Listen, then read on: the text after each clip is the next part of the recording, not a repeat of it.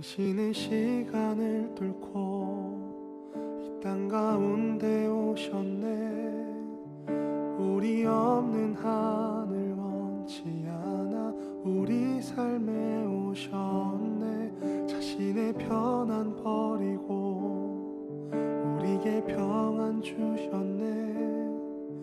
가장 낮은 자의 모습으로 우리 삶에 오셨네.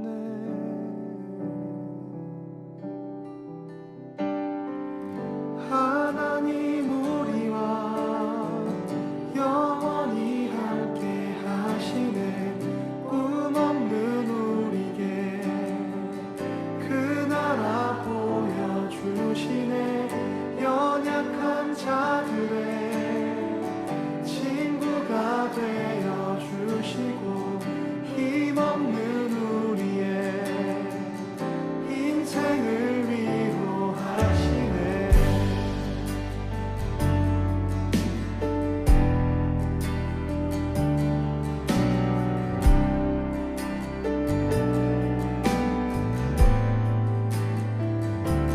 당신의 시간을 뚫고 땅 가운데 오셨네. 우리 없는 하늘 원치 않아 우리 삶에 오셨네. 자신의 편안 버리고 우리에게 평안 주셨네. 가장 낮은 자의 모습으로 우리 삶에 오셨네. 하나님 우리와 영원히 함께 하시네. 꿈 없는 우리의 그 나라 보여주시네. 연약한 자들의 친구가 되어주시고 힘없는 우리의 인생을 위로하시네.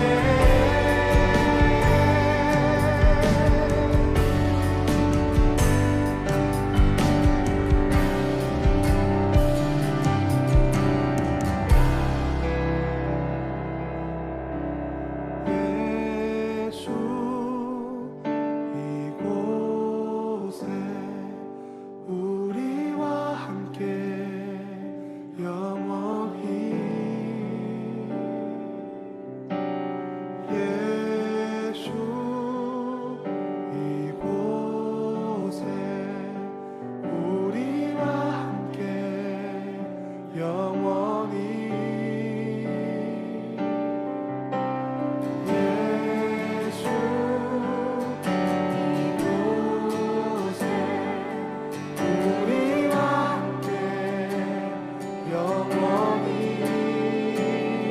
함께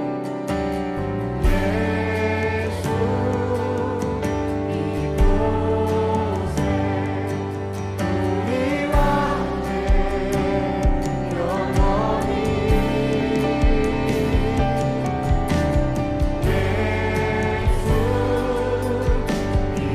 이곳에 우리와 함께 영원히.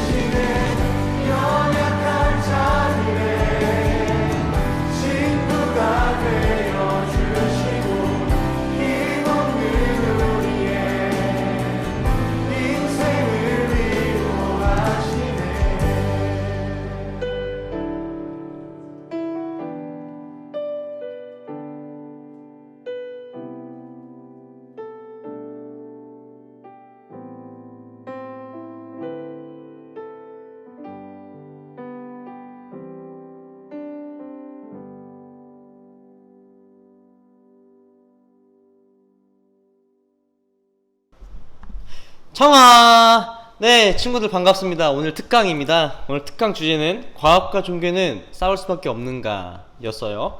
여러분이 정해주신 주제였죠.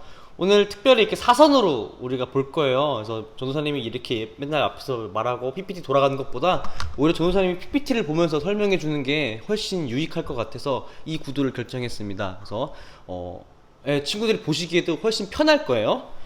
네, 사실 처음에 이제 주제를 정하기 전에 특강인데 이제 무슨 주제를 해야 될까 저도 사실 고민이 많았어요. 네, 그런 와중에 그래, 그러면 내가 자신 있는 분야를 몇 개 던져가지고 우리 친구들이 고르게 하자 라서 생각을 해서 그래서 우리가 투표를 진행했었습니다.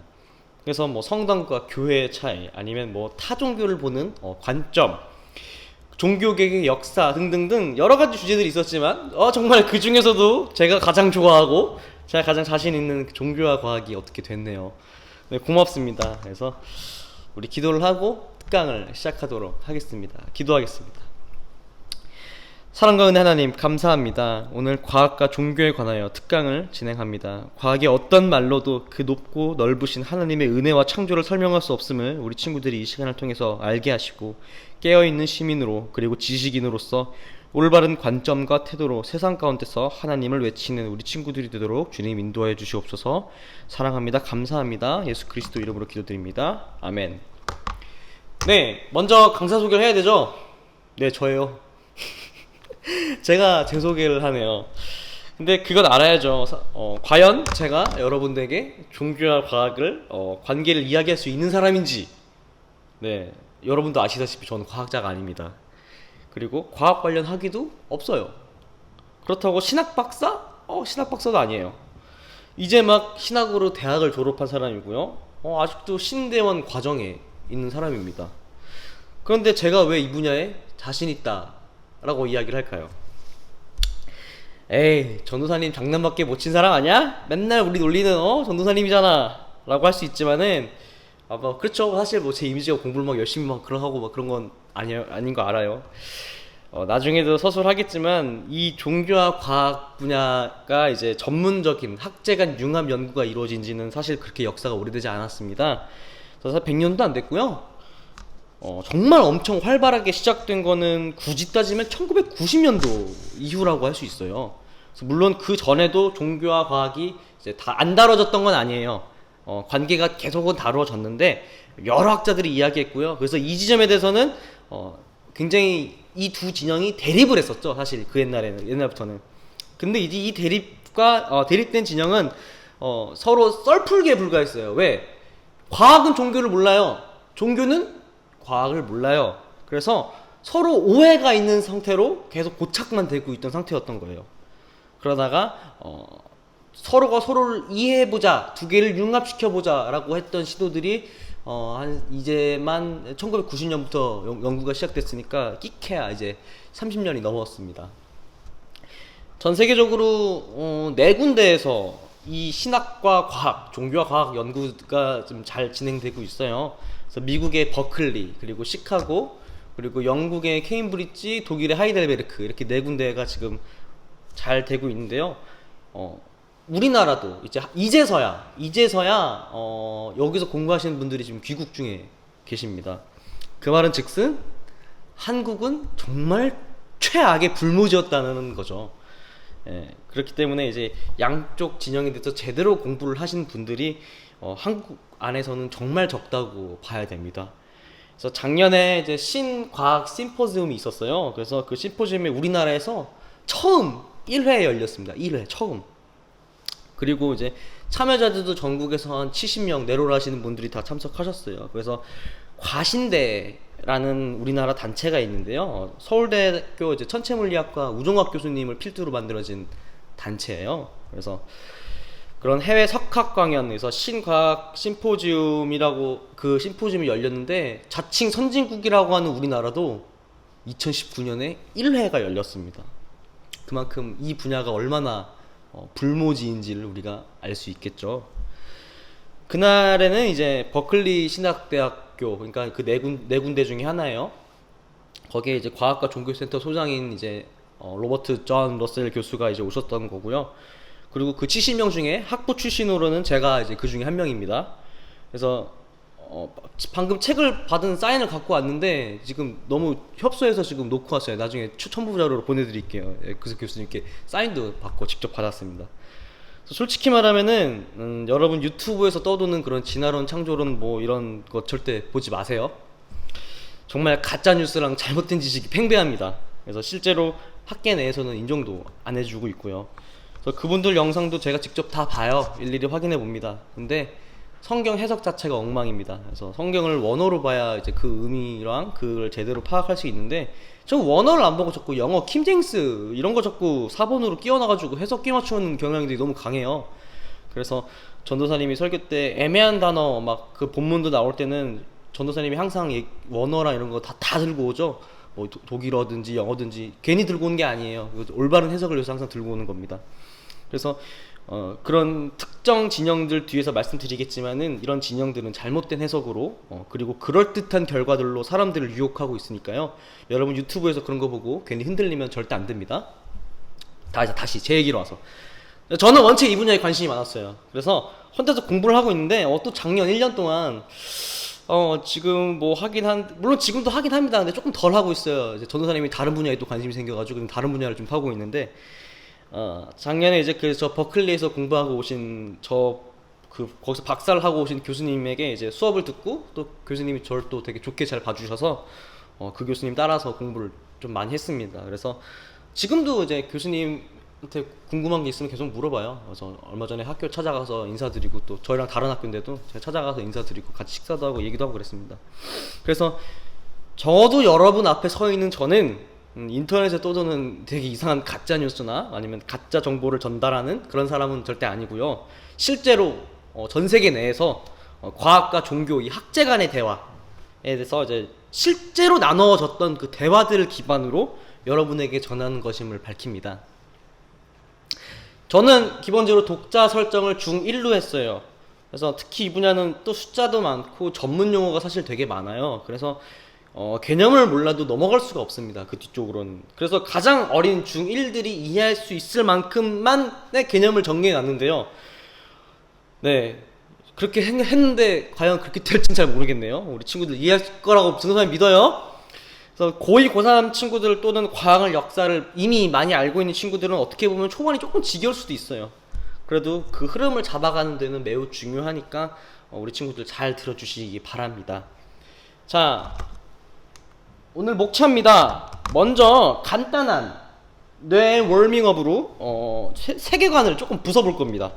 그리고 그 부서진 세계관을 가지고 우리는 과학과 종교가 직접적으로 충돌했던 그 역사적 3가지 사건에 대해서 좀 알아볼 거예요. 그리고 종교와 과학 관계를 바라보는 4가지 관점을 바라보고요. 마지막으로 우리가 가져야 될 관점과 태도에 대해서 정리를 하고 오늘 마무리 짓겠습니다. 자, 먼저 세계관을 한번 부숴봅시다. 자, 2가지의 세계관을 한번 부숴보죠. 여러분의 몸이 있어요. 여러가지 신체기관들 다 있죠? 이 몸들이 여러분을 이루고 있습니다. 여러분을 직접 해부하면 저렇게 생겼을 거예요. 근데 지금 의수 아니면 뭐 의족 보면 알듯이 신체기관이 망가지면은 하나씩 부품을 교체를 해요. 우리가 요즘은. 자, 그렇게 기계로 우리 신체기관을 점점 교체하는 시기가 오고 있습니다. 그래서 간도 바꾸고 뭐 인공심장, 뭐 인공뼈, 점점 여러분의 몸은 기계로 바꾸어 갑니다. 나중에 과학이 엄청 발달해서는 여러분의 눈도 기계로 바뀔 수도 있겠죠. 그리고 나서 점점 나중에 가서 여러분의 뇌도 바뀔 수가 있습니다. 조금씩. 그렇다면 바뀌기 전과 바뀐 후의 여러분은 같은 여러분인가요? 이 그림은 트랜스 휴머니즘 사진이에요. 그래서 조금은 혐오스럽게 생겨서 그나마 제일 덜 혐오스러운 걸로 가져왔습니다. 그래서 여러분 구글에 트랜스 휴머니즘 치면은 꾸면 좀 나올까봐 무서운 사진들이 되게 많아요. 그래서 그나마 제일 덜 혐오스러운 사진으로 전도사님 골라온 거예요. 네, 그러면 자, 여러분의 뇌는 어떤 뇌일까요? 실제로 여러분의 뇌 어느 쪽이 진짜 여러분인가요? 굉장히 이상하죠? 여러분이 지금 이 피부들은 7년마다 한 번씩 새로운 사람으로 바뀝니다. 지금 여러분 몸에 있는 피부는 7년 전에 여러분에 있는 피부가 아니에요. 몸에서 완전히 다 갈린 몸이에요. 우리 때밀잖아요. 때밀면서 하나씩 벗겨지는 거죠. 어쨌든 그러면 7년 전의 여러분과 지금의 여러분은 완전히 다른 사람인가요? 이것을 과학이 혹은 성경이 이야기해 줄 수 있나요? 이 두 여러분들이 다르다는 것을, 아니면 혹은 같다는 것을. 두 번째입니다.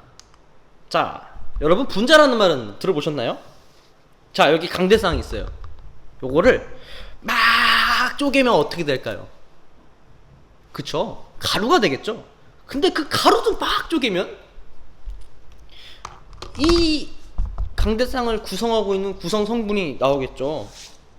마찬가지입니다. 물을 막 쪼개면 어떻게 될까요? 네, 물을 막 쪼개면 저렇게 물 분자가 됩니다. 저게 이제 모든 물체를 구성하고 있는 기본 성질이에요. 저걸 이제 가장 작은 단위로서 분자라고 합니다. 이제 산소, 이산화탄소 다 이제 분자 구조를 가지고 있어요. 근데 이 분자를 쪼개면 뭐가 나오나요? 우리 중일들은 모를 수 있어요. 근데 우리 기본적으로 화학 공부한 친구들은 다 알지. 이제 분자를 쪼개면은 원자라는 게 나와요. 우리가 흔히 물이라고 얘기하는 것도 이 수소 원자와 산소 원자가 합쳐져서 만들어진 게 물 분자예요. 그러면 원자가 가장 작은 단위겠네요. 자, 아닙니다. 원자를 쪼개면 또 저렇게 또 안에가 엄청나요. 자, 원자 안에는 원자핵과 전자로 이루어져 있어요. 그리고 이 원자핵은 또 중성자와 양성자로 이루어져 있어요. 근데 이렇게만 생긴 게 아니에요, 사실. 되게 웃긴 비유인데, 농구공이 하나 있어요. 남산에서, 양성자는 어느 정도만 하다가, 그냥 남산 타워라고 할게요. 그냥 양성자가 남산 타워만 해요. 아마 그거보다 훨씬 더 작을 거예요. 저 원자핵이 남산 타워에 있는 남산이라면, 전자는 농구공만 해요. 근데 남산이 이렇게 있고 농구공은 강남을 주위로 돌고 있어요. 이렇게. 이게 원자의 실제 모습입니다. 그래서 원자핵은 남산에 있고요. 전자는 강남 쪽으로 해서 돌아요. 반경 한 20km, 30km에서 돌고 있어요. 그리고 나머지는 다 빈 공간입니다. 그게 원자의 진짜 모습입니다. 엄청나죠? 그리고 그럼 이제 끝났겠다. 이제 원자보다 더 작은 건 없겠지. 아니요. 원자핵을 또 갈라서 양성자 안에는 이제 쿼크라는 게 또 존재합니다. 쿼크도 이제 세 가지가 있어요. 이제 세 가지가 또 곱하기 3 곱하기 3 해가지고 9가지가 있고, 전자 12가지, 그리고 페르미선 보존 해가지고 총 이제 16가지 기본 입자들이 있는데, 16가지인가? 예, 그쵸? 아무튼, 그럼 이제 쿼크는 또 뭐예요? 이거 과학자들도 잘 몰라요. 어쨌든 더 작은 것만 있다는 걸 알고 있어요. 그리고 더 디테일한 건 전도사님도 잘 모릅니다. 이쪽 전공이 아니기 때문에. 자, 그럼 양성자 안에도 쿼크가 또 있어요. 진짜 이제는 쿼크보다 더 작은 게 없겠다 싶죠? 네. 여러분 혹시 끈 이론이라고 들어보셨나요? 한 번은? 안 들어본 친구들이 사실 더 많을 텐데, 이제 쿼크 내에서 이루어지는 그 진동 하나의 그 끈이 있어요. 그 끈이 있다고 해요. 뭐 그건 증명된 건 아니에요, 절대. 근데 그 끈이 이제 안에서 있다고 이제 요동치면서 세상 구조를 만들고 있다는 게, 그게 끈 이론입니다. 쿼크보다 하나 더 작은 거. 물론 증명 안 되죠. 그리고 최근에 조금 많이 가라앉았습니다, 인기가. 조금 TMI로 가면은 이제 최근에는 이제 양자중력 이론들이 좀 더 들어오면서 끈 이론 지지자들이 조금씩 이제 밖으로 좀 밀리고 있어요. 어쨌든 자, 그럼 여러분들은 일단은 확실한 거는 셀 수 없이 엄청나게 많은 쿼크들로 돼 있을 거예요. 그쵸? 왜냐면 여러분들도 분자로 돼 있고요. 여러분들도 원자로 돼 있어요. 근데 원자를 또 자르면 원자핵이 나오잖아요? 근데 원자핵을 막 자르면 또 쿼크가 나와. 그 말 뜻은 여러분들은 이렇게 해서 여러분이 있고 쭉 내려오면 맨 밑에는 쿼크가 있겠죠? 그러면 여러분들은 쿼크 이루어져 있으니까 여러분의 이뤘던 쿼크를 한번 쭉 흩어져서 모아가지고 다시 다른 곳에서 쫙 모으면은 여러분이 나오나요? 당근을 잘게 잘라요. 당근을 엄청 잘게 잘라서 그걸 다시 한번 뭉쳐봐요. 그럼 이거 당근이에요? 우리 몸은 그렇다고 할 수 있지만 여러분의 정신은 그렇다고 이야기할 수 없겠죠. 네.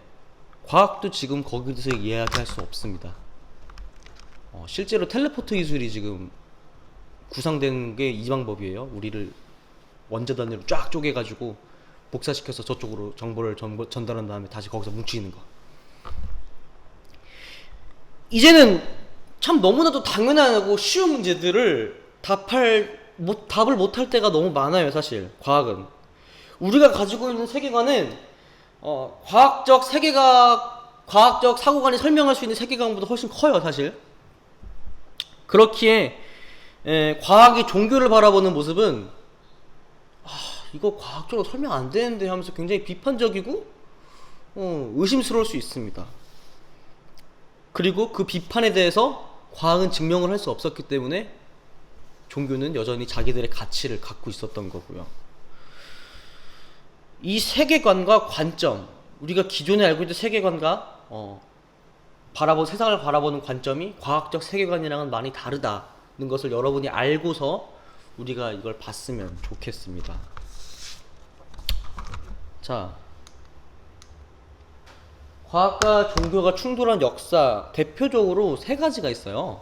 네, 대표적으로 세 가지가 있는데 요 책이 참 좋아요. 한번 나중에 봤으면 좋겠어요. 알레스터 맥그레스가 쓴 과학과 종교라는 책인데 입문하기는 조금 어려운, 근데 모든 내용이 다 담겨있는 그런 책입니다. 그래서 어느 정도 지식이 있으면은 이 책을 보면 참 좋아요. 근데 완전히 지식이 없는 상태에서 이 책을 보면 아무것도 모릅니다. 역사적인 논쟁들이 있어요. 그래서 코페르니쿠스와 갈릴레이 그리고 태양계를 먼저 첫 번째 다루겠습니다. 두 번째 뉴턴이고 세 번째는 다윈인데 먼저 첫 번째부터 다룰게요.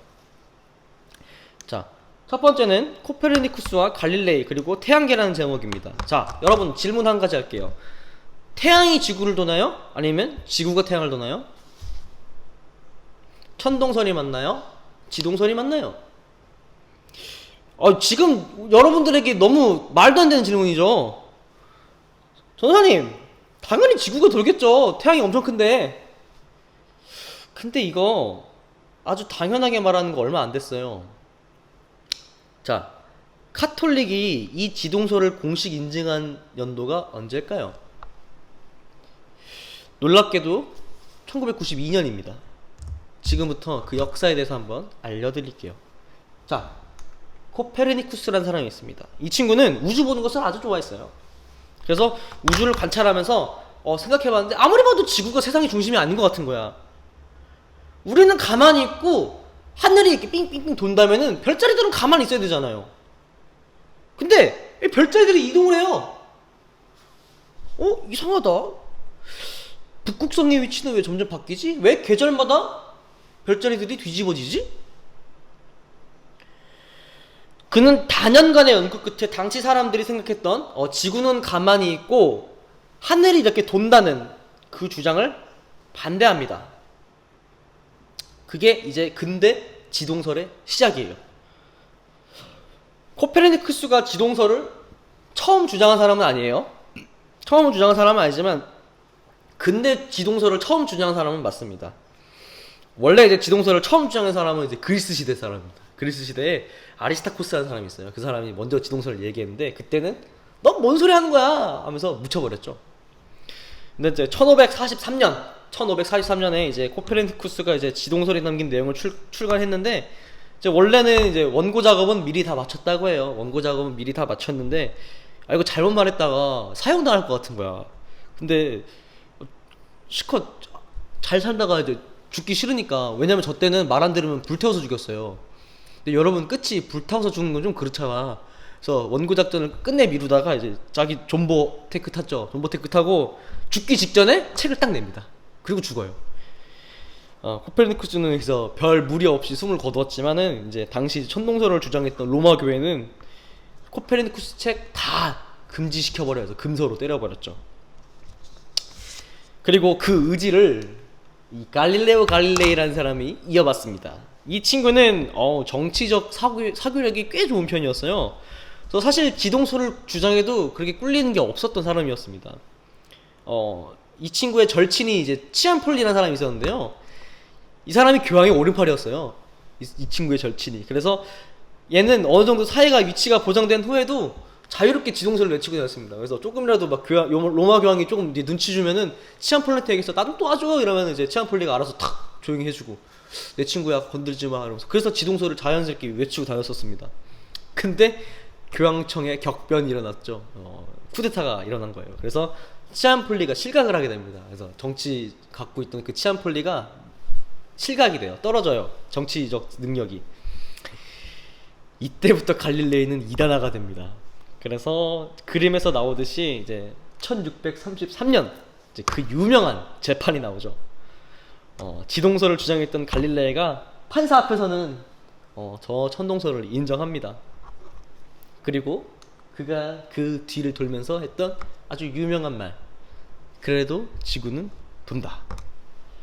뭐 이거 뭐 가짜라는 사람도 많아요. 뭐 조작됐다, 뭐 완전 뭐 과거 미화 오졌다, 뭐 그런 사람도 많은데 어쨌든 이런 재판이 있었어요. 어쨌든 그렇게 이제 지동설은 종교의 이름으로 부정되었지만은 지금 우리는 지동설을 너무 당연하게 받아들이고 있어요. 모든 과학적 사실들과 실제로 달에 가봤잖아. 우리는 그러니까 말해주고 있는 거야. 지구가 태양을 돌고 있다는 것을. 그래서 1992년 로마 가톨릭의 교황 이제 요한 바오로 2세는 갈릴레이에게 공식적으로 사과를 합니다.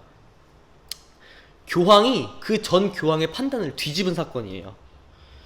그래서 저는 개인적으로 요한 바오로 2세 되게 좋아합니다. 되게 좋아하는데 아무튼 그리고 1999년에 이제 바오로 2세 교황은 코페르니쿠스의 고향 그 폴란드 토루인을 방문해서 코페르니쿠스에게도 공식적으로 사과를 합니다. 그게 1999년입니다. 두 번째입니다. 뉴턴의 기계적 우주와 이신론입니다. 뉴턴 사건은 이제 두 번째 사건은 뉴턴의 기계적 우주와 이신론인데요. 용어가 헷갈릴 수 있어요.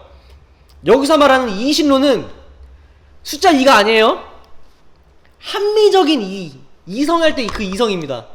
예. 데이즘이라고 하는데요. 합리적인, 이성적인 신이라서 이신론이에요. 자, 여러분 뉴턴이라는 과학자 알죠? 네, 다 알 거라 믿어요. 너무 유명하죠, 이 뉴턴.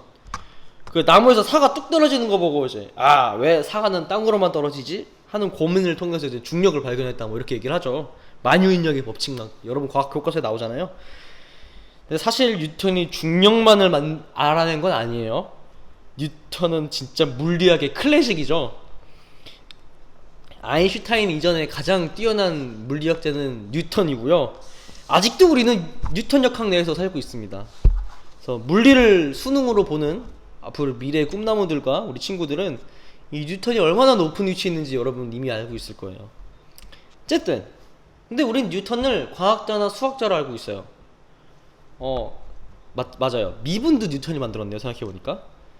물론 이제 라이프니츠랑 서로 저작권 다툼을 해요. 그래서 미분 적분 누가 만들었냐 해서 영국 쪽은 뉴턴이 만들었다, 독일 쪽은 대륙 쪽은 라이프니츠가 만들었다, 서로 기싸움도 합니다. 어쨌든 그래서 우리가 싫어하는 걸 다 만든 뉴턴인데 뉴턴은 사실 신학자입니다. 본인은 이 모든 과정이 신학이라고 생각했어요. 그래서 가장 위대한 책인 프린키피아라는 책이 있는데요. 거기서는 물리학의 포석을 닦았습니다. 근데 이 책에서 뉴턴은 본인이 물리학을 쓰려고 쓴 책이 아니에요. 신의 원리에 대해서 쓰려고 했었던 책입니다. 뉴턴의 주장에서 가장 기발했던 건 원인과 결과로서의 신이었던 거예요. 모든 일에는 원인과 결과가 있다고 우리는 생각을 해요. 우리가 밥을 먹는 이유는 뭘까요? 배가 고파서죠. 배가 고픈 이유는 우리가 그만큼 뭐 에너지를 많이 썼겠죠? 그리고 그 에너지를 많이 사용한 이유는 뭘까요? 우리가 공부를 했던지 운동을 했던지 아무튼 뭘 했기 때문에 에너지를 많이 사용했겠죠. 자, 이렇게 모든 행동에는 이유 있어요. 그것을 거슬러 올라가면 또 이유가 있고 또 이유가 있고 계속 원인이 있어요. 그럼 그 궁극적인 원인은 뭘까요? 모든 원인들이 다 소급해가는 그 궁극적인 원인. 네. 그것을 뉴턴은 신이라고 보았습니다. 아주 완벽한 기계적인 우주를 만든 그 신이 창조주인 거예요. 그리고 우리는 그 기계에 따라서 돌아가는 하나의 부품이었던 거죠. 전도사님이 여러분 앞에 있는 이유는, 이렇게 특강하고 있는 이유는 내가 전도사님이 막 나의 의지로 막 이렇게 올라가 있는 게 아니라 이미 창세전부터 통하고 예정돼 있던 거예요. 모든 기계가 쫙 맞춰 흘러가면서 내가 이제 전도사님이 여러분 앞에 특강하는 것도 그 계획의 일부였던 거죠. 아주 그럴듯한 이신론. 문제점은 자유의지입니다. 의지가 없다는 거예요, 우리는. 여러분이 배고파서 햄버거를 먹었어요. 근데 여러분이 햄버거를 딱 골라서 먹은 게 아니에요. 이미 3000년 전에 여러분은 그날 햄버거를 먹게 예정돼 있는 거예요. 내가 햄버거를 먹어야지가 아니라 여러분 햄버거를 먹을 수밖에 없었고 그 선택마저도 여러분 그 기계에 의해서 작동할 수밖에 없는 거예요. 그게 이신론입니다. 조금 더 나아가서요, 누가 누구를 죽였어요. 근데 그거는 잘못된 죽임이 아니에요. 왜? 어차피 그 사람은 죽음당할 운명이었던 거예요. 굉장히 무섭죠, 사실. 그게 이신론입니다. 종교계는 반발하죠. 철학계도 이 이신론 개념을, 근데 철학계는 이신론 개념을 아주 아름답게 받아들입니다. 오늘 세계적으로 가장 유명한 무신론자이자 진화론자인 리차드 도킨슨의 이 눈먼 시계공이라는 책이 있어요. 여기서 말한 시계공은 아주 완벽하고 아주 정밀하고 아주 퍼펙트한 세계를 만든, 그런 세계를 만든 신을 비판하는 겁니다. 그래서 시계가 세상이고요, 시계공이 하나님이에요. 근데 눈이 멀었다고 표현을 해요. 그러니까 시계를 이상하게 만들었다는 거죠. 이게 이제 리차드 도킨슨식 화법입니다. 그래서 이 이신론에 관한 물음은 바로 이제 뒤에 바로 주제에 나올 이제 주제 때문에 한동안 시들었어요. 3번 주제가 너무 강력하다 보니까 2번 주제는 잠깐 나왔다가 쏙 들어갔어요.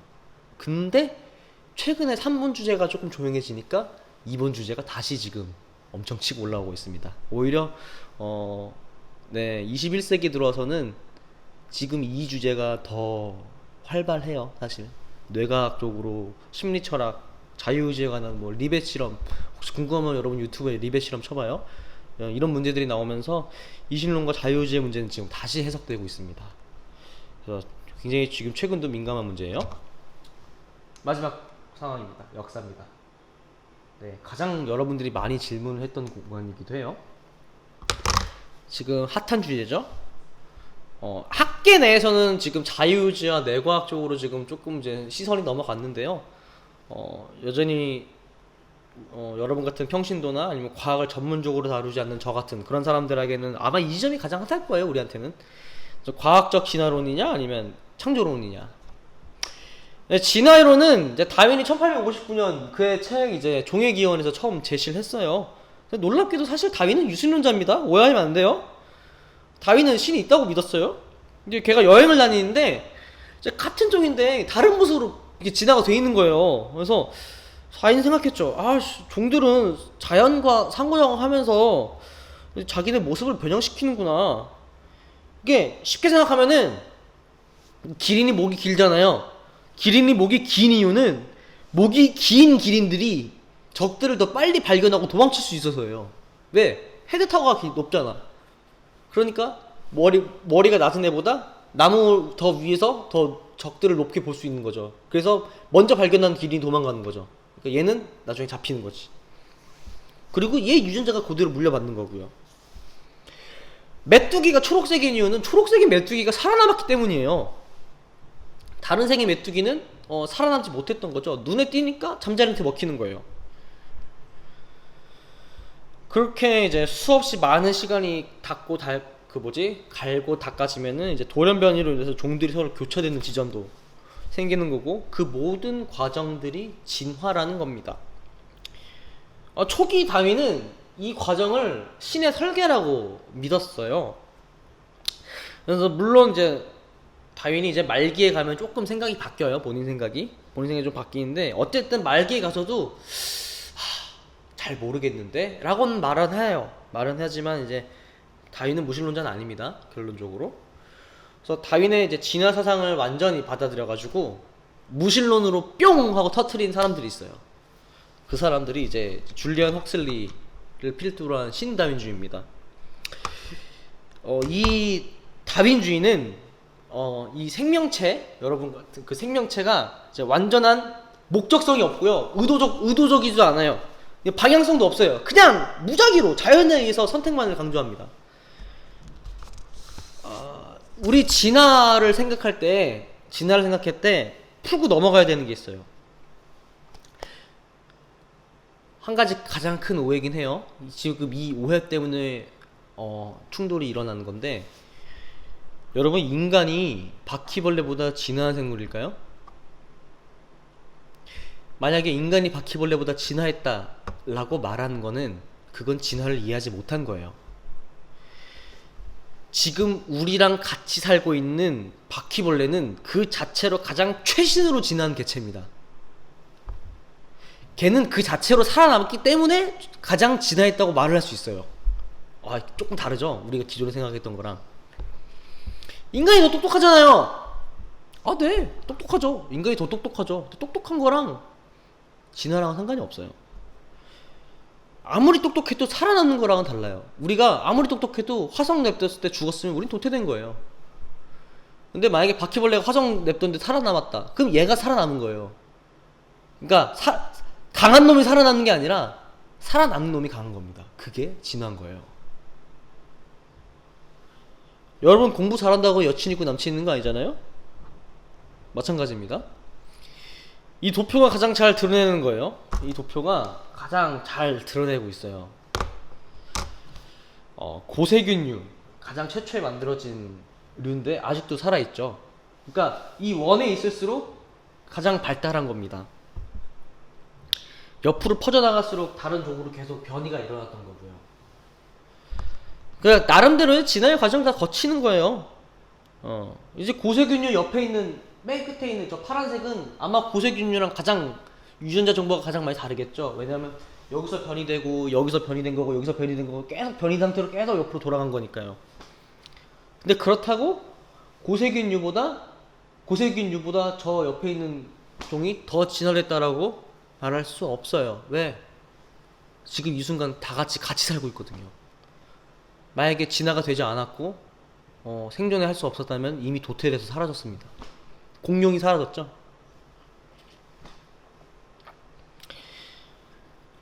네, 그래서 이제 근데 이 진화론을 보고 종교계는 난리가 났던 거죠. 진화론은 종교계에 세 가지 문제점을 제시합니다. 첫째, 기존에 쓰여져 있던 창세기랑 어긋나요. 성경에는 분명히 6일 동안의 창조가 명시되어 있습니다. 진화론 말도 안 되잖아요. 그 지점에서 20세기 초에 많은 논쟁이 일어났습니다. 두 번째는 인간 고유 가치의 문제입니다. 창조론에 따르면은 인간은 다른 생물보다 압도적인 능력을 갖고 있어요. 하나님의 형상을 따라서 인간을 지으셨죠. 근데 그렇게 기독교는 전통적으로 인간을 가장 위대하다고 생각을 해요. 했었어요. 사실 요즘은 아니에요. 이 생각에 대해서 진화론은 동의하지 않습니다. 모두가 같은 위치에서 가장 뛰어난 방법으로 살아남은 생명체라는 거예요. 마지막으로 무작위성과 신의 섭리 문제입니다. 우연과 필연의 문제인 거예요. 사실 이 문제가 제일 어려워요. 그래서 방향성이 없고 무목적성이 주는 그런 이 단순한 자연선택의 진화 영향을 준다면은 그러면 하나님의 의미는 어딨어? 그냥 방향성도 없고 목적도 없고 그냥 살아남은 놈이 강한 거라면 하나님의 의지는 어디 있는 걸까? 하나님의 섭리는 어디 있는 걸까? 자, 그러면 먼저 무작위성에 대한 논쟁을 해야 되는데 조금 전문 용어로 콘팅겐츠랑 쭈펠리히라는 그 개념들이 있어요. 독일어 개념인데요. 요거는 우발성과 우연성의 차이라고 번역이 됩니다. 근데 번역이 되기도 하지 다른 책 보면 막 여러 개로 번역돼 있어요. 통일된 것도 없어요. 근데 제가 말씀드렸듯이 이 분야가 오래되지 않아서 한국에서는 이 사람 번역이랑 저 사람 번역이랑 뭐 다르고 그럽니다. 심지어 영어도 그래요. 영어도 이 독일어 개념이 번역이 다 이상해요. 랜덤리스, 찬스, 뭐 네, 그렇게 번역, 어시던트는 뭐 거의 안 하고요. 어쨌든 이상하게 번역됩니다. 아무튼 이 문제는 첨예하게 대립되고 있는데 아마 도킨슨이 죽지 않는 이상 세계적으로 계속 시끄러울 거라고 예상이 되고 있습니다. 그래서 이 세 가지 지점에서 지금 종교계랑 과학은 이 진화론, 무신론 쪽 진화론과 그 근본주의적 창조론이 계속 진화론 가지고 대립을 아직까지도 하고 있죠. 네, 세 가지가 창세기의 어긋남, 인간의 가치 훼손, 무작위성과 신의 섭리 문제, 이 세 가지입니다. 자, 그래요. 산다가 건너 뛰어준 것 같네요. 우리는 그래서 이제는 세 번째, 과학과 종교를 바라보는 이 네 가지 관점에 대해서 한번 알아보려고 합니다. 여기 이안 바버라는 사람이 있는데요. 요 책이에요, 요 책. 자, 이안 바버는 우리가 과학과 종교를 어떻게 바라보고 있는가에 대해서 이 책에서 네 가지 관점으로 분류를 하고 있습니다. 이안 바버는 종교와 과학 분야에서요, 아서 피콕, 이안 바버, 그리고 유튜브에서 전도사님 사진 본 사람은 알겠지만 어떤 이상한 할아버지 하나 있죠? 폴킹원이라는 사람입니다. 그래서 폴킹원과 이안 바버 그리고 아서 피콕 세 명이 과학신학 분야에서 트로이카라 그래요. 그래서 그 희대의 명서를 남겼죠. 이 과학이 종교와 만날 때라는. 아마 이 책은 과학과 이제 신학을 하는 사람한테는 바이블입니다. 이 책이 없으면 안 돼요. 우리나라도 지금 절판된 상태고 전도사님도 중국어로 해서 겨우 구한 책입니다. 그래서 네 가지 관점을 한번 알아볼게요. 그래서 이들 중에서 이 네 가지 관점 중에서 무엇이 제일 좋다, 무엇이 맞다, 무엇이 틀리다, 전도사님 말하지 않을 거예요. 선택은 여러분이 하는 거예요. 전도사님은 왜냐면 전도사님이 시작부터 이게 좋아요 라고 말하면은 여러분들이 다른 거 생각 안 할 거잖아. 다른 거에 대해서 생각을 해봐야지. 사람의 관점은 다 많이 달라요. 그 사람들의 관점을 다 이해할 수 있어야 돼요, 우리가. 그래서 전도사님이 먼저 이 방향이 무조건 맞으니까 이걸 이렇게만 보세요 라고 말하는 건 절대 옳지 않은 것 같아서 최대한 중립적으로 네 가지 관점을 다 설명을 해보고요. 마지막에 전도사님은 어떤 입장을 갖고 있다라고 이야기를 할 거예요. 그래서 그때 여러분들 스스로 좀 판단해 보시기 바랍니다. 일단은 우리 하나씩 이 관점들을 지켜보도록 해보죠. 첫 번째, 컨플릭트입니다. 갈등이죠. 예. 가장 간단하게 과학적 유물론과 성서 문자주의 간의 파이트예요. 아주 강력하게 서로의 세계관을 고수하는 지점입니다. 먼저 이제 과학적 유물론으로 가보죠. 우리가 아까 보았던 그 물질의 가장 작은 단위, 쿼크. 이 과학적 유물론자들은 기본적으로 정신이나 영혼, 신, 진짜 말도 안 되는 소리 하지 마라 라고 하는 게 이제 과학적 유물론 입장입니다. 야, 안 보이잖아 라고 하는 거예요. 야, 검출도 안 되잖아. 순수한 물질만이 있다고 이야기하는 것이 과학적 유물론입니다. 그래서 과학만이 우리의 유일한 길이다. 과학 만능주의를 표방하고 있어요. 여담으로 이제 과학이 무엇인지에 대해서는 이제 사실 과학 철학 내에서도 말이 많아요. 그래서 이 문제는 아마 평생 안 끝날 것 같습니다. 코스모스를 말했던 이 칼 세이건은 갈등에 대해서 이렇게 이야기합니다. 자연만이 경배의 대상이다. 예, 이 말은 여기선 신이 아니라는 거예요. 신이 경배 대상이 아니라는 거예요. 에드워드 윌슨이라는 학자는 거의 진화론의 깡패예요. 이 사람은. 윌슨은 진짜 솔직히 진짜 잘생겼어요. 학자치고 너무 젠틀하고 잘생겼어요. 똑똑합니다. 또 대표적으로 이제 이 계열로 내려온 게 이제 진화 심리학인데요. 전도사님이 개인적으로 생각했을 때 아마 차기 한 30년 뒤에 이제 20년 뒤에 신학은 진화 심리학과의 싸움이 아니지 않을까 싶어요. 심리학의 분화 역시 이제 진화로 해석이 가능하다는 거죠. 인간 본성이 진화에 의해서 결정됐다고 보는 겁니다. 그래서 윌슨 교수는 이제 섹시하고 잘생기고 박학다식합니다. 이건 칼 세이건의 모습이고요. 되게 인자하게 생기셨어요, 사실. 그리고 엄청난 애처가라고 해요. 그리고 왼쪽이 이제 에드워드 윌슨 교수고요. 오른쪽이 지금은 이제 뭐 자기 말로는 지금 귀양 가 있다고 하는데 서울대학교 교수셨죠. 최재천 교수님입니다. 그래서 아마 우리나라에서 생물학 분야로 1등이시고 아마 은퇴하시기 전까지 이화여대에서 계셨던 걸로 제가 기억을 하는데, 네, 둘 다 무신론자예요. 둘 다 무신론자고, 네. 최재천 교수는 개인적으로 굉장히 존경하는 사람 중에 한 명입니다. 저한테. 무신론자지만 배울 점이 많아요. 최재천 교수님 제자가 장대익 교수님이에요. 장대익 교수님이 있는데 지금 서울대학교 현재 융합과학부 교수님이세요. 근데 되게 웃긴 게 아까 과신대를 운영하셨던 서울대 천체물리학과 교수님이 우종학 교수님이잖아요. 우종학 교수님이랑 이 장대익 교수님이랑 서울대학교 같이 다니셨을 때 둘이 기독교 동아리를 했었대요. 같이 기독교 동아리를 하다가 이제 우종학 교수는 그러니까 같이 이제 이끌었다고 해요, 둘이서. 근데 이제 우종학 교수는 그 길로 쭉 가서 이제 대한민국의 이제 과학과 신학대화를 주도하는 사람이 되었고, 장대익 교수는 석사 때 최재천 교수를 만나고 진지하게 무신론에 대해서 고민을 하면서 지금 우리나라 가장 대표적인 무신론자가 되었어요. 장대익 교수는. 좀 재밌죠. 같은 친구인데도. 네, 최재천 교수님은 이제 무신론자지만요. 사실 우리는 그분의 좀 겸손을 좀 배워야 될 필요는 있어요. 생각도 배워야 되고요. 근데 왜냐면은 무신론자지만 절대 유신론자에서 비판한 적이 없습니다. 비판하지도 않아요. 왜? 왜냐면 자신도 신이 없다는 걸 증명할 수 없다는 걸 알고 있기 때문에. 왜냐면은 신이 없다라는 말을 하려면은 신이 없다는 증명을 해야 되잖아요, 과학자들은. 근데 최재천 교수는 그걸 알아요. 내가 신이 없다는 걸 증명할 수 없다는 것을.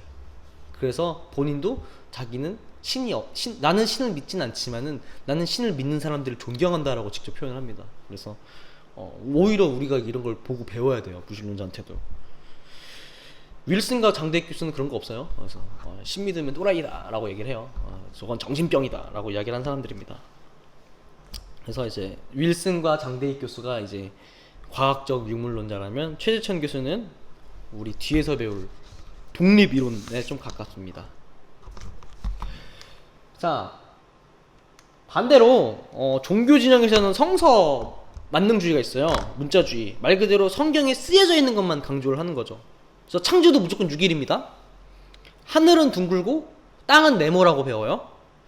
그렇기에 이제 6000년 지구설.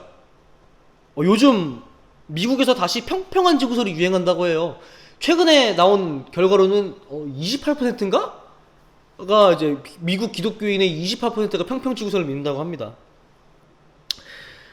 그래서 1925년에 이제 스콥스 재판이라는 아주 유명한 원숭이 재판이 하나 열리는데요.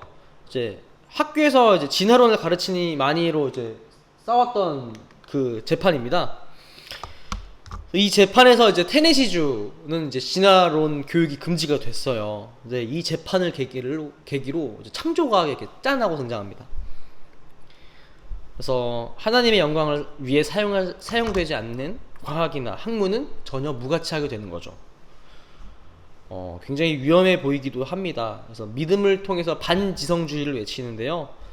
이 반지성주의를 통하여 종교라는 이름으로 잘못을 저지르는 경우들의 역사적인 사례가 몇몇 있죠. 이것이 성서 문자주의가 갖는 한계입니다. 갈등 관점의 장점과 단점 비교 빨리 할게요.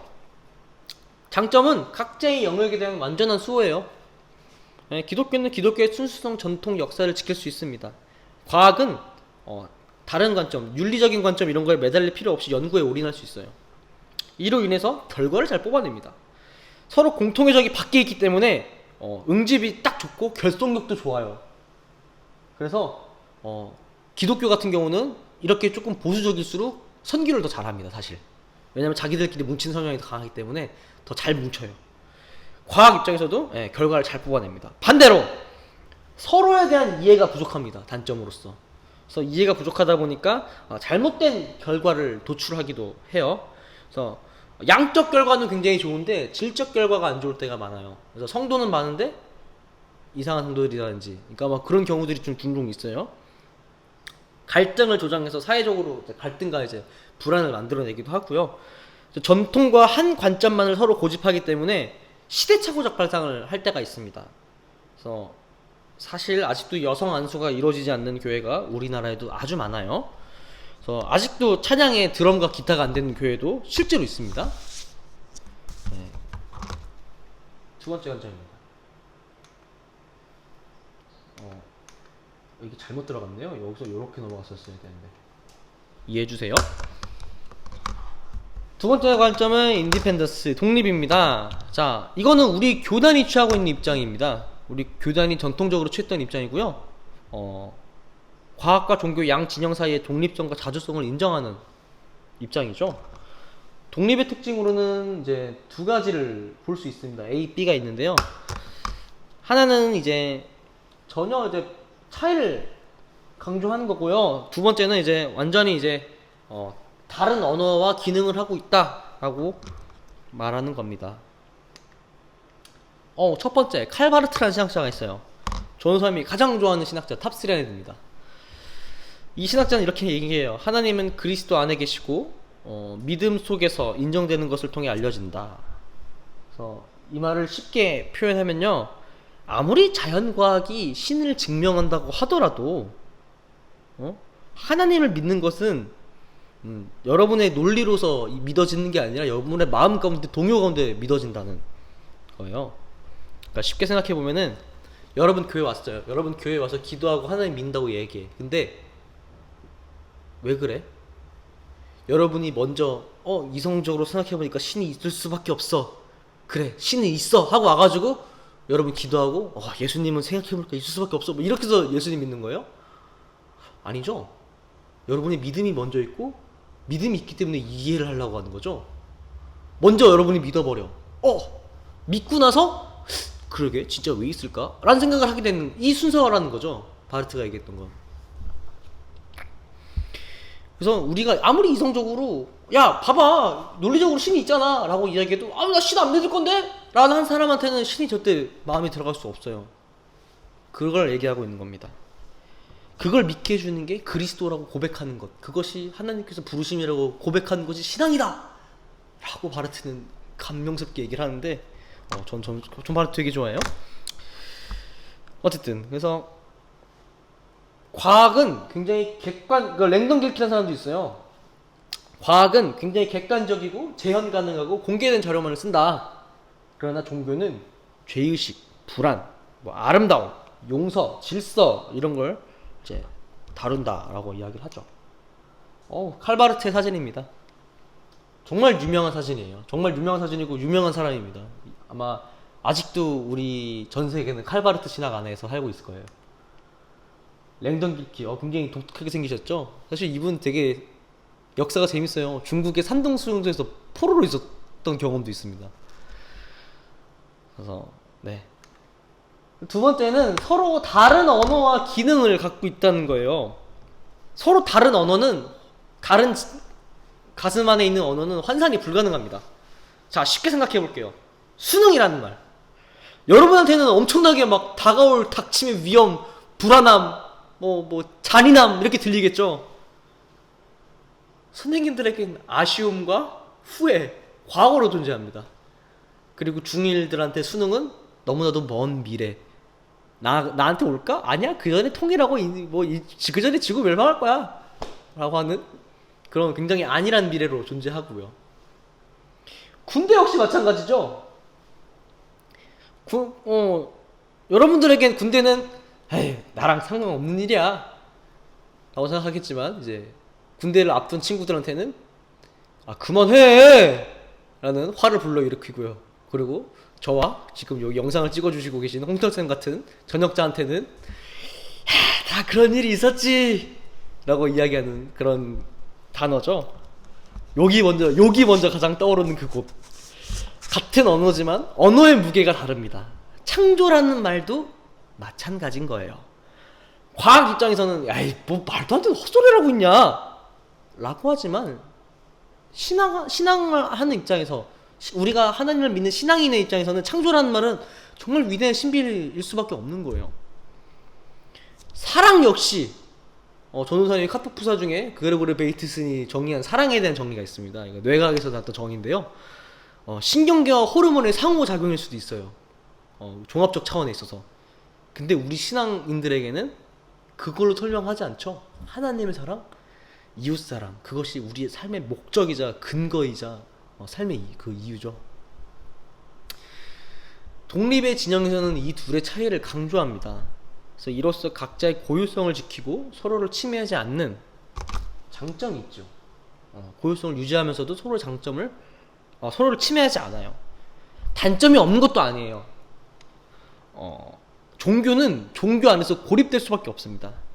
예를 들어 이제 최근 불거진 이제 환경 문제나 그런 현실적인 문제에 대해서 종교는 막 적극적으로 막 우리가 환경 이런 행동을 촉구할 수 없어요.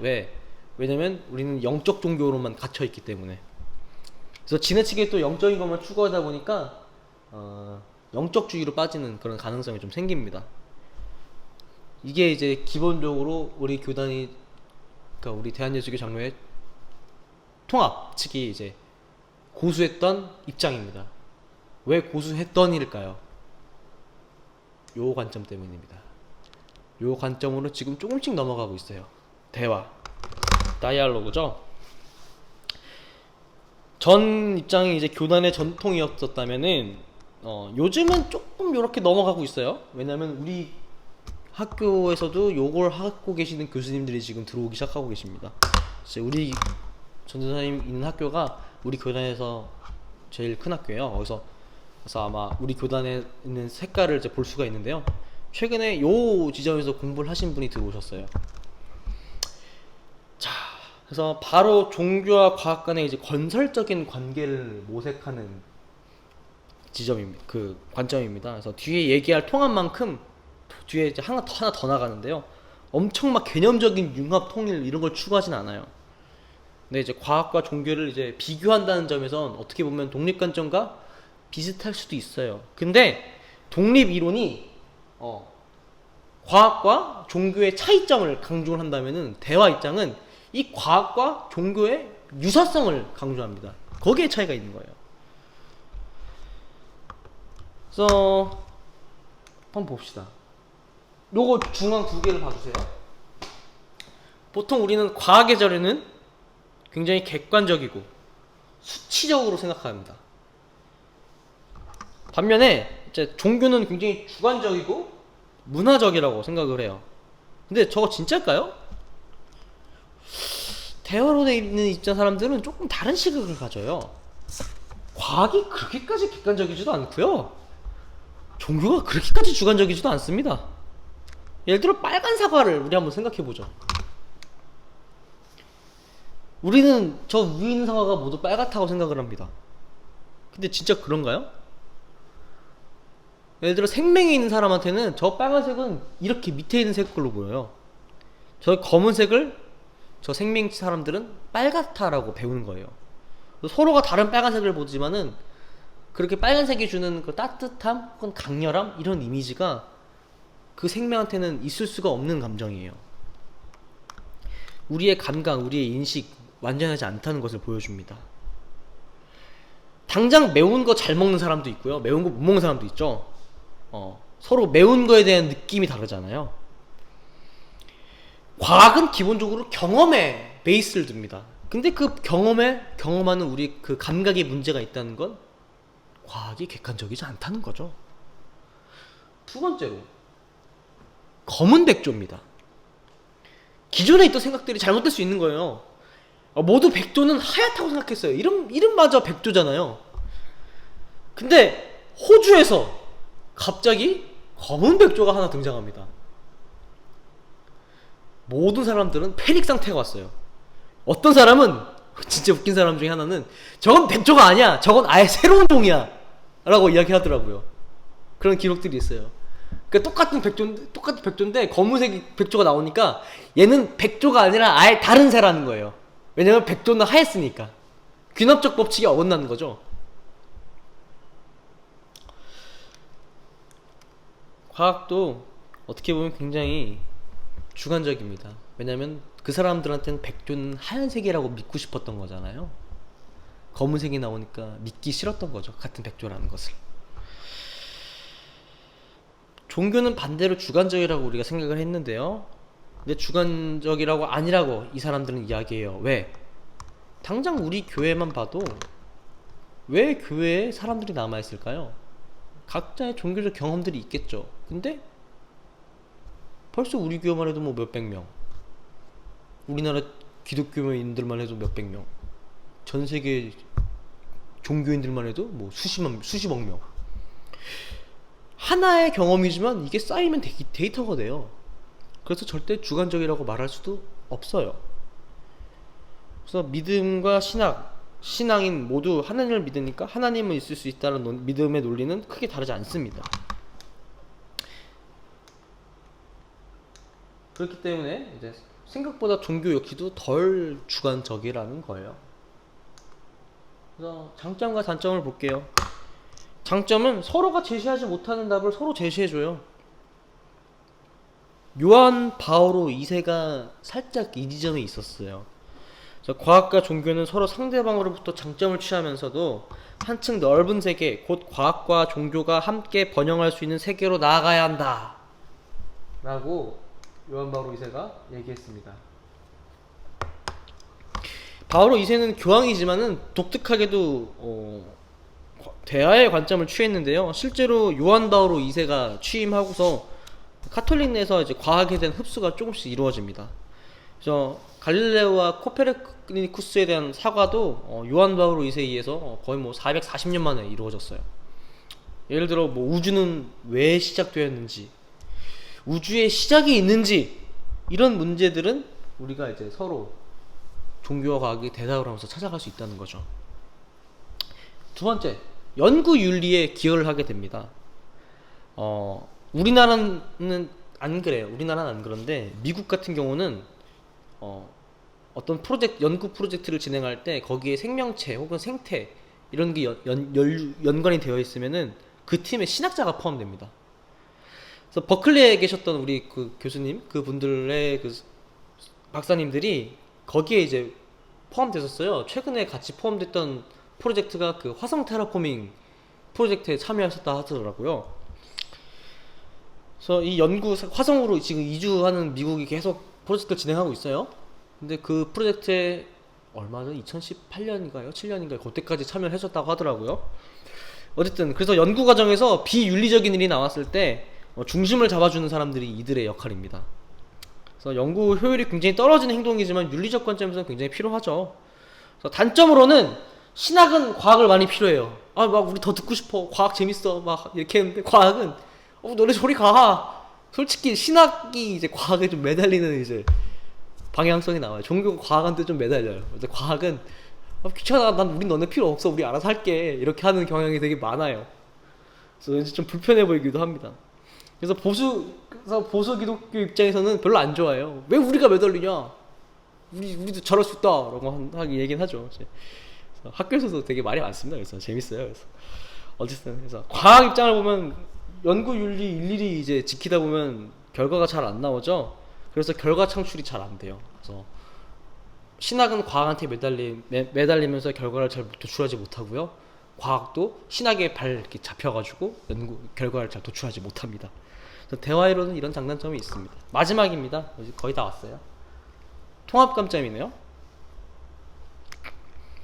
사실 통합감점은 전문용어로 세 가지가 있어요. 그래서 하나는 자연신학, 하나는 자연의신학, 말 이상하죠? 하나는 체계적 융합이론이 있습니다. 근데 이 세 번째 이론이 이제 이안 바버가 최종적으로 주장하고 싶은 주장이에요. 이 사람.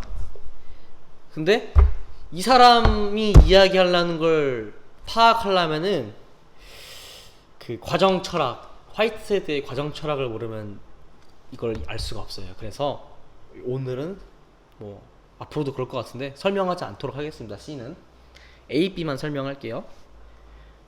첫 번째는 자연신학입니다. 앞에서 말했던 이신론과 맥이 같아요. 그래서 정교한 시계공의 느낌인 거죠. 그래서 윌리엄 페일리라는 사람이 있는데 이 사람이 굉장히 재밌는 생각을 해요. 야, 나무 위에 시계가 딱 있다? 여러분 생각해봐요. 나무 위에 시계가 딱 걸려있어요. 그러면은 당연히 누군가가 나무에 시계를 걸어놨다 생각을 하겠죠. 갑자기 가만히 있던 나무들이 촤 허리케인으로 촤 융합해가지고 시계가 뿅 하고 나타났다 생각하나요? 혹시 여러분들? 그냥 누가 시계를 걸어놨다 생각을 하겠죠. 네, 이게 무신론적 진화론에 대한 반박이 될 수가 있어요. 왜? 사람은 시계보다 더 정교하거든요, 사실. 우리가 사람이 여기 있는 이유는 절대로 가만히 있어서 막 뭔가 회전해가지고 만들어진 게 아니라는 거예요. 누가 걸어놨으니까 시계가 있는 것처럼 누가 계획했으니까 사람이 있는 거죠. 이렇게 사람이 존재하는 이유는 단순히 그 진화, 무작위성의 그 진화 자체로는 말이 안 된다는 거예요. 누군가가 설계를 했다는 거죠. 그래서 무신론적 진화주의의 태클을 겁니다. 요게 이제 지적 설계 지점이에요. 또 하나 더 나아가서 이제 인간주의 원리, 인류 원리라고 이야기를 해요. 이 사람들은 이걸 얘기합니다.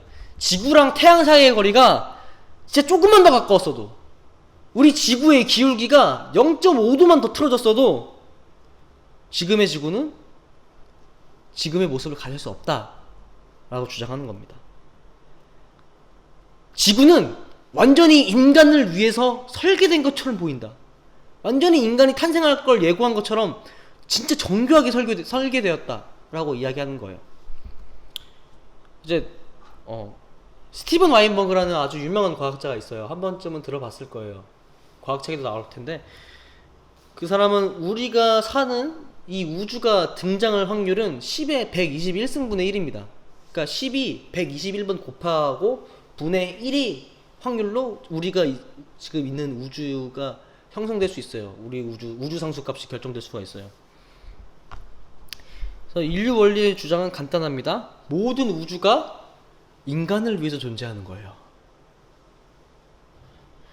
그리고 이 환경을 설계할 수 있는 그것이 바로 신이라는 거죠. 사실 굉장히 설득력 있는 주장이기도 해요, 이성적으로는. 그래서 이 주장을 하는 학자들도 되게 많아요. 심지어 우리 학교 교수님들 중에도 몇 분 계십니다. 근데 이 지점이 사실 다중우주, 여러분 뭐 그거 있죠, 도르마무 뭐 그거 했다, 뭐 몇 번 주기로 왔다, 그 뭐였죠? 아무튼 그 닥터 스트레인지, 그쵸. 그렇게 다중우주 이론의 이 이론이 한 방에 무너집니다.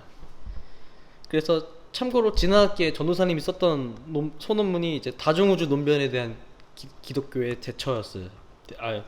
그쵸.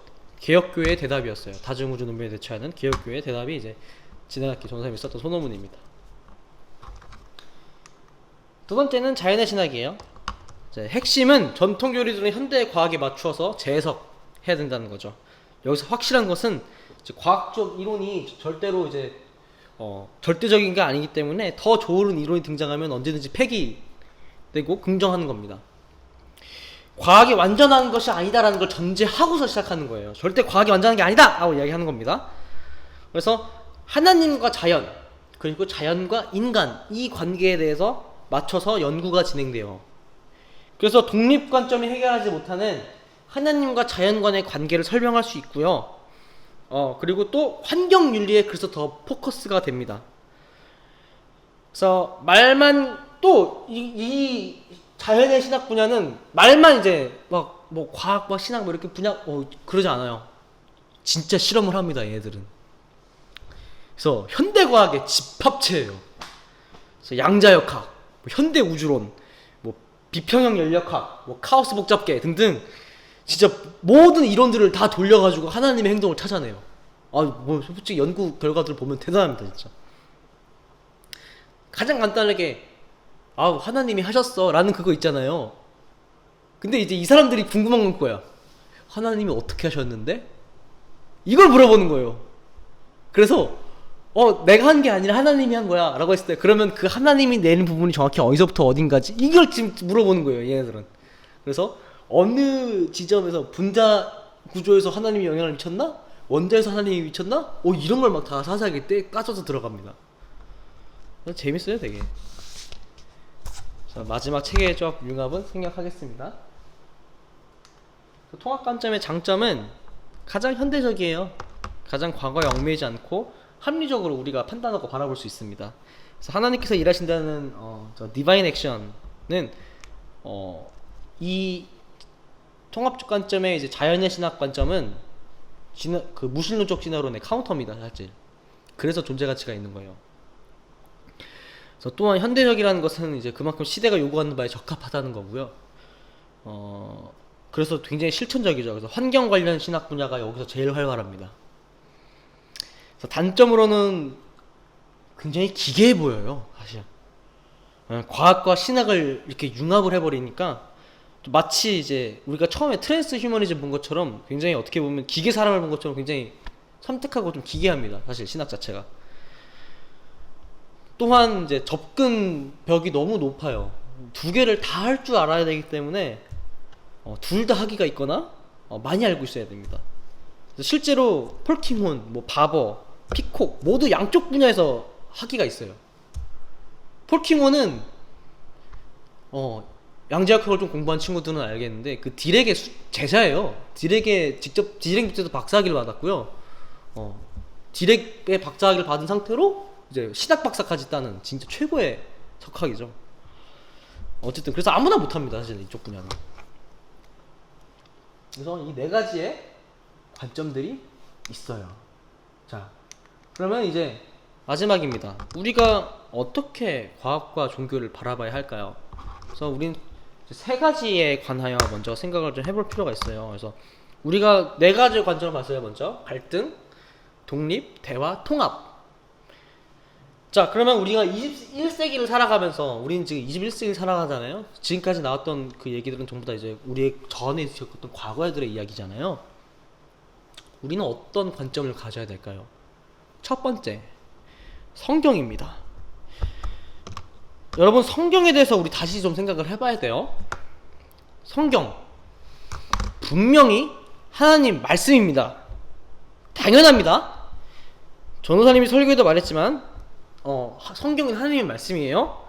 그러나 성경이 하나님의 말씀인 이유는 성경 그 자체에 있는 것이 아닙니다. 성경과 예수 그리스도와 교회에서 선포되는 이 설교라는 가운데서 성경은 하나님의 말씀이 됩니다. 우리 얼마 전에 배웠죠? 하나님의 말씀의 삼중형태. 문제는 이 삼중형태는 각각 개인으로 떨어졌을 때 하나님의 말씀이 되는 게 아니에요. 이 세 개가 융화됐을 때 하나님의 말씀이 되는 겁니다. 예수님이 없는 설교, 예수님도 없고 설교도 없는 성경은 그냥 책이에요. 왜? 이거 전파도 안 되잖아요. 예수님은 없고 설교만 있는 성경은 그건 유대교랑 같아요. 예수님만 있고 성경과 설교가 없으면은 예수님은 지금 우리 가운데 계실 수 없습니다. 설교와 성경을 통해서 우리에게 오셨죠. 예수님과 설교만 있고 성경은 없으면은 예수님은 정치적 인물이 됩니다. 예수님과 성경만 있고 또 설교가 없으면은 우린 하나님을 오해할 수 있어요. 이렇게 서로가 없으면 안 되는 존재입니다. 성경 중요합니다. 전도사님이 성경이 중요하지 않다는 것을 말하는 거 아니잖아요. 전도사님이 항상 예배할 때 제일 중요한 게 뭐라 그랬어요? 성경책을 갖고 오는 거죠. 우리 신학의 뿌리는 성경에 있습니다. 근데 성경은 중요하지만 우리가 왜 성경이 중요한지를 알아야 이 성경이 주도한다는 것을 깨달을 수가 있어요. 성경이 중요한 이유는 그것이 성경이기 때문에가 아니에요. 성경 안에 하나님, 예수님, 성령님 그 계시가 담겨있기 때문에 성경이 중요한 겁니다. 문자 하나하나 한자한자가 소중해서 성경이 중요한 게 아니에요. 우린 본질로 돌아가야 됩니다.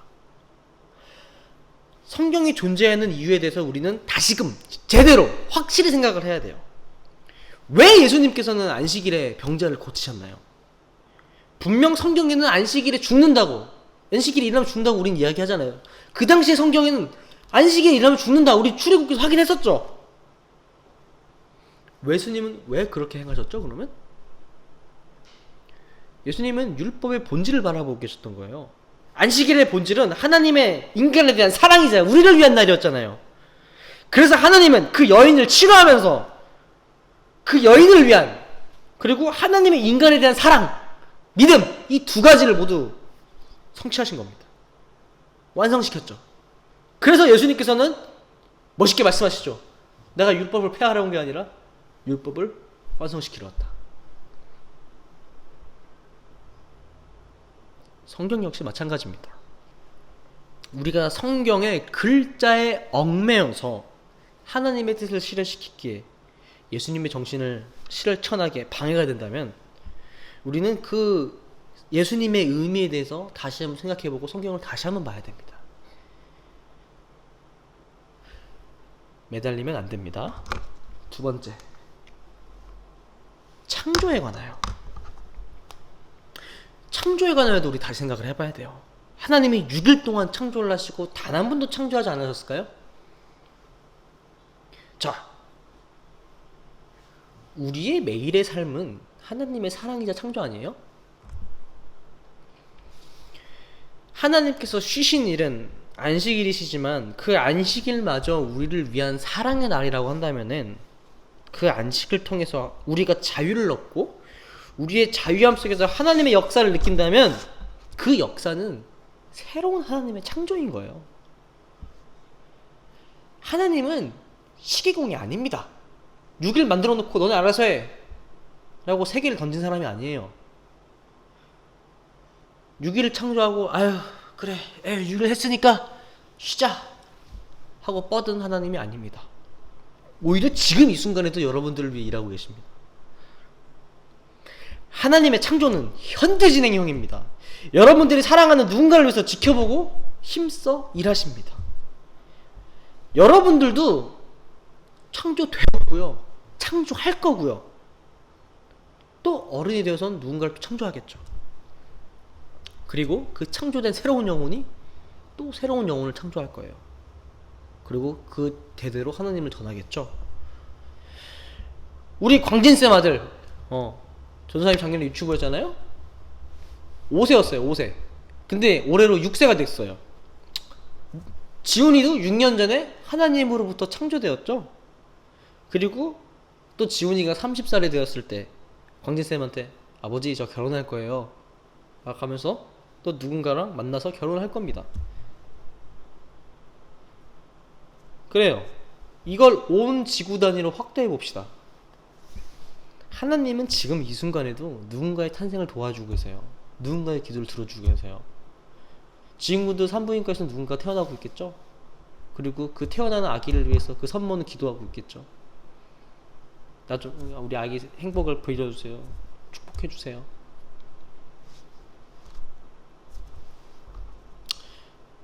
이 순간에도 우리 가운데 끊임없이 역사하고 함께 하십니다. 그렇기에 하나님도 슬퍼하실 때가 있고 후회하실 때가 있는 거예요. 근데 그럼에도 하나님은 포기하지 않으십니다. 그래서 이 사랑의 창조의 역사는 영원히 계속되는 거고 그것이 인간이 넘볼 수 없는 신의 사랑입니다. 하나님께서는 사랑이시기 때문에 이 창조는 단순히 일회성, 똑! 이러면 그렇게 나타나버리는 그런 창조가 아니라 지금 이 순간에도 일어나고 있는 현대 진행형의 창조입니다. 그렇게 창세기에 나왔던 그런 창조 기사들은 앞에서도 이야기했듯이 성경 내용을 제대로 파악하는 건 중요해요. 중요하고 전혀 안 중요하다는 거 아닌데 너무 문자적으로만 보지 말고 그 안에 담긴 하나님과 피조물 사이의 압도적인 차이와 그리고 그 차이 가운데서도 함께 계신다는 걸 느끼게 하시는 그 하나님의 사랑을 여러분들이 느끼시길 바랍니다. 마지막입니다. 우리에 관하여입니다. 자, 우리에 관해서 누군가는 물어보겠죠. 전사님, 그래서 진화가 맞아요? 창조가 맞아요? 전 이 질문 자체가 사실 잘못됐다고 봐요. 진화가 창조 사역의 일부일 수도 있어요. 진화라는 말은 창조와 대립할 수 있는 가치가 없습니다. 하나님의 창조는 단순히 우리의 고백 가운데 있을 뿐이지 우리의 고유 능력을 그 인간의 말 가운데 담을 수가 없어요. 여러분은 하나님의 창조물인가요? 그걸 어떻게 알죠? 그 여러분의 고백이고 믿음이잖아요. 맞아요. 창조는 증명될 수 없어요. 그러나 우리는 믿어요. 왜? 그 마음을 예수님께서 주셨잖아요. 그리스도를 통해서. 그렇게 이 질문은 가당치 않습니다. 진화는 하나님의 창조와 같은 선상에 있을 수 없어요. 오히려 창조의 수단으로 진화가 사용되었다? 전도사님은 가능하다고 생각합니다. 그게 우리의 신앙관과 전혀 무관하지 않다 생각을 해요. 왜? 우리가 문제 삼는 이 지점들은 성경과 창조사관이 다르다고 했는데 앞에서 전도사님이 얘기했잖아요. 성경을 바라보는 관점과 창조에 대한 관점이 문자적 해석과 그런 거를 벗어나서 성경의 본질로 돌아가고 창조의 본질로 돌아간다면은 창조사관과 진화론은 뭐 크게 다를 수도 없어요. 오히려 진화론은 창조를 품을 수 없습니다. 그냥 썰이죠.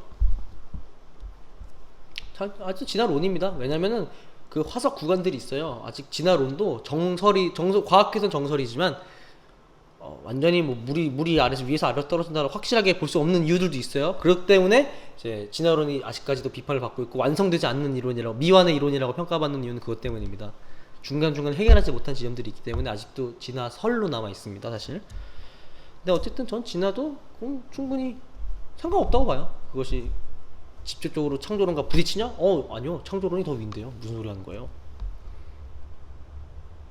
오히려 창조설이라는 이름으로 하나님을 성경의 글자 안으로 다 집어넣으려는 사람들한테 전도사님은 오히려 어려움을 느껴요.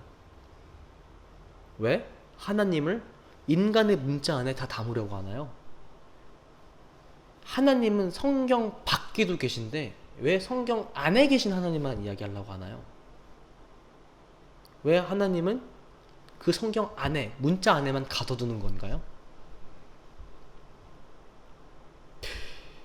오히려 하나님께서는 넘쳐 흐르십니다. 그리고 그렇게 고백되어지는 하나님의 전능 가운데서 우리는 당당하게 다른 학문을 만나고 공부하고 배우면서 서로 도움을 주는 방향으로 발전시킬 수 있어야 합니다. 마무리를 하겠습니다. 여러분이 어떤 관점을 갖는지에 대해서 저는 여러분들의 자유를 존중합니다. 그러나 솔직히 말해서 갈등 관점을 가지는 것은 조금 지양했으면 좋겠어요, 사실. 전통적인 우리 교단 입장에서도 독립도 좋아요. 그리고 최근 교단의 추세인 대화도 괜찮습니다. 더 나아가서 우리 중에서 통합을 할 수 있는 친구들이 나오면은 전도사님은 더 바랄 것도 없을 것 같아요. 왜냐면 전도사님이 얘기했듯이 이 통합이란 관점은 대한민국 내에서 굉장히 불모지예요. 어쨌든 그렇지만 갈등으로 가서 종교와 과학이 서로 싸운다라는 생각은 안 했으면 좋겠어요. 그것은 말도 안 되는 신념과 말도 안 되는 신념의 싸움이에요. 오히려 창조는 더 큰 개념에서의 창조입니다. 그리고 우린 그걸 고백하고 있는 거고요. 여러분의 시대는 이제 앞으로 이 분야가 점점 더 중요해질 거예요. 그렇게 올바른 관점과 올바른 태도를 갖는 것은 매우 중요합니다. 그리고 그런 시대 상황에서 옛 것을 아무것도 비판도 없이 그냥 막 받아들이고 수용하면서 대화를 하지 않고 이해하지 않으려는 태도는 오히려 예수님의 모습과 반대됩니다. 오히려 먼저 들어주고 먼저 이해해주는 사람이 되어야 돼요. 종교와 과학 꼭 싸울 필요가 없는 관계입니다. 그러나 하나님을 문자 안에 가두려는 태도와 자신 안에 이상한 신을 만들어 놓고 그런 신 없다고 우기는 무신론자들, 그쵸.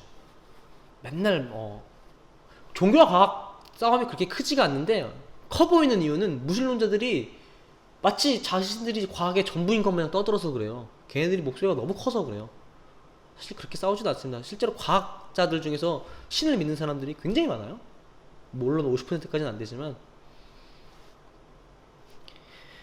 또한 말도 안 되는 사이비 과학을 이제 주장하는 사람들 때문에 더욱더 종교에 대한 평가가 안 좋아지고 거기에 반동해서 과학자들이 그래서 사이비 과학 같은 거 보고서 기독교를 싫어하는 추세가 조금 더 등장하고 있습니다.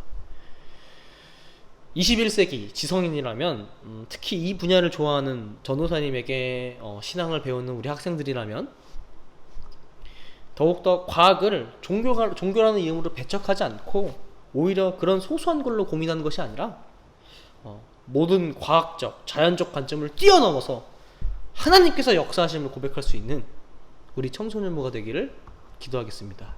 우리 다 같이 기도하고 Q&A 시작하겠습니다. 사랑과 은혜 하나님 감사합니다.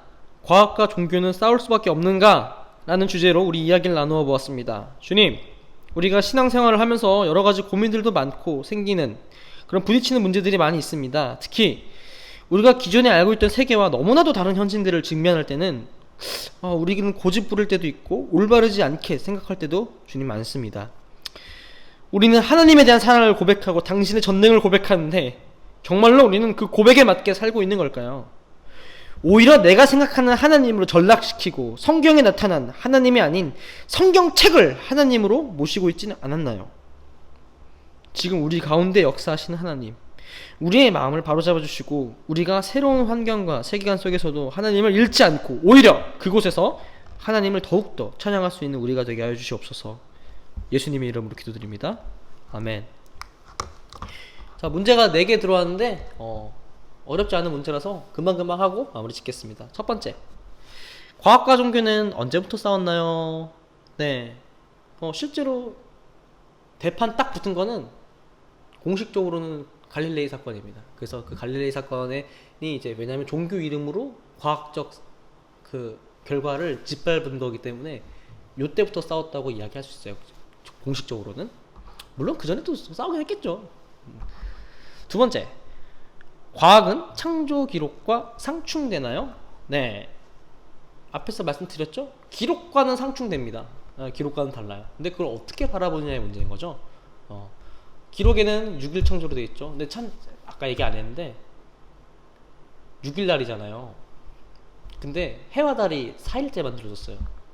그러면 첫 번째, 두 번째, 세 번째 날은 날 계산이 어떻게 되는 걸까요? 이 문제가 있어요. 해와 달이 없는데 첫 번째, 두 번째, 세 번째 날 24시간으로 계산할 수 있다. 좀 어렵죠. 어쨌든 기록과는 상충됩니다. 네, 맞아요. 기록은 상충되지만 그걸 보는 관점에 따라서 달라질 수 있습니다. 그리고 그 관점에 대해서는 전사님이 얘기를 했어요. 나중에 또 다시 돌려보면 돼요. 세 번째, 과학이 종교를 떠받칠 수 있나요? 떠받다. 뭐 과학이 밑에 있고 종교가 위에 있다. 뭐 상하관계를 얘기한, 뭐 사실 질문 자체가 잘 파악은 되지 않지만은 사실 이런 것 같아요. 과학이 종교를 떠받칠 수 있나? 네, 가능하죠. 왜냐면 과학 자체가 세계관이에요. 사실 요거 조금 딥하게 들어가면은 여러분들 정말 무시무시한 과학적 사실들이 많습니다. 지금 뉴턴 역학에서만 이 정도 나오는데 양자역학이랑 상대성 이론 들어가면 거의 70 몇 건이 나와요. 그 양자역학과 상대성 이론 들어가면 그거 하나의 세계관이 열리거든요. 사실 1907년 이후로는 이제 뉴턴 역학이 깨지면서 여러분이 알고 있는 세계랑 전혀 다른 세계가 있어요. 저는 여기 있지만 여러분 옆에 있기도 합니다. 전혀 이해 안 되죠. 이게 양자역학의 신비예요. 어쨌든 이런 세계관이 잡히면은 종교를 떠받칠 수 있다. 가능합니다. 네. 그리고 종교는 거기에 대해서 또 새로운 세계관에 맞게 또 자신 있게 또 정립을 하는 거죠. 마치 지동설과 천동설과 마찬가지고요. 4번, 교과서에는 원숭이가 인간으로 진화했다고 하고 기독교는 하나님이 직접 인간을 손으로 빚었다고 해서 두 가지 의견이 충돌합니다. 아직까지도 싸우고 있나요?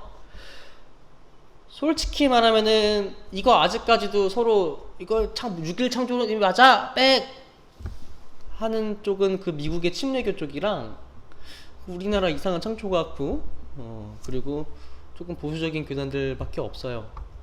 세계적으로 유명한 신학교들. 네, 엄밀하게 말하면 전 세계는 이미 안 싸웁니다. 이거 가지고 싸우면 조금 오히려 이상하게 봐요, 사실.